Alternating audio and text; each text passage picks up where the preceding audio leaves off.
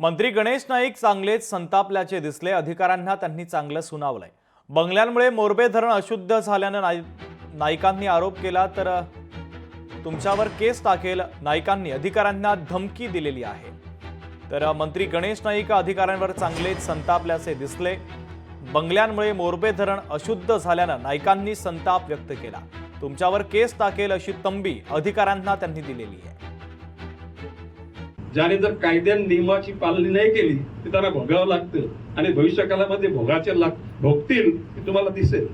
आणि ह्या बाबतीमध्ये मी सांगतो अरविंद शिंदे मी अदरवाईज तुमच्यावर केस टाकेल। नवी मुंबईच्या जनतेला सांगेल की तुम्हाला खोटं सांगतात। हे शुद्ध पाणी तुम्हाला येणाऱ्या पाण्याचा जो उद्भव आहे त्या उद्भवामध्ये वस्ती करणारे लोक आहेत, त्यांचं एकूण मलं बिल सगळं तुमच्या पाण्यामध्ये येतं। पाणी पिल कोण माणूस? लोकशाही मराठी ऐका, पहा, जागरूक रहा।